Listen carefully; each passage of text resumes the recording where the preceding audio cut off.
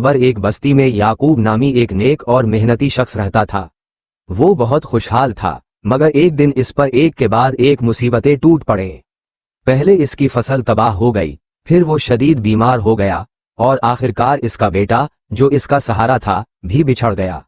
याकूब चारों तरफ से गमों में घिर गया, मगर उसके माथे पर कभी शिकवे की शिकन न आई। बस्ती के लोग इसकी हालत देखकर हैरान होते।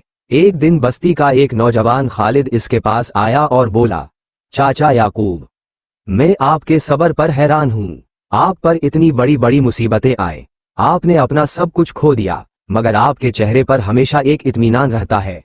आप इतने बड़े गम को कैसे बर्दाश्त कर लेते हैं? याकूब ने सर उठाया और मुस्कुराकर बोला, बेटा खालिद, ये सिर्फ मेरा सब्र नहीं है, ये मेरे रब का फजल है। जब पहली मुसीबत आई तो मैंने अपने दिल में सोचा कि मुझे 3 बातों में से एक का इंतखाब करना है, परेशानी और बेसब्री इख्तियार करूं, और ये मुसीबत मेरे लिए दुनिया में भी अजाब बन जाए और आखिरत का सवाब भी खो दूं।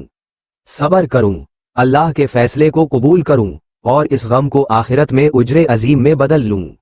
गुस्सा और शिकवा करूं जो मेरे ईमान को तबाह कर दे। मैंने हर मुसीबत के आने पर दूसरा रास्ता चुना। मैंने अपने दिल से कहा कि जिस रब ने मुझे ये सब निमतें अता की थीं, उसी को ये हक है कि वो इन्हें वापस ले ले।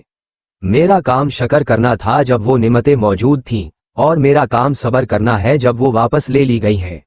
याकूब ने एक गहरी सांस ली और बोला, बेटा, जब मैंने ये जान लिया कि ये मुसीबतें पहाड़ की तरह बड़ी क्यों ना हूं, अल्लाह की रहमत और उसका सवाब इन पहाड़ों से भी कई गुना ज्यादा बड़ा है, तो मेरे गम खुद ही छोटे हो गए।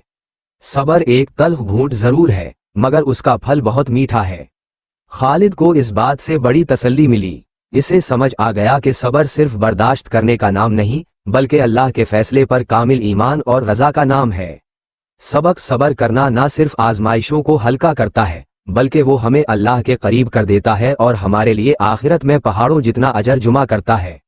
हर मुसीबत में अल्लाह की रजा तलाश करें, इसमें ही हकीकी सुकून है।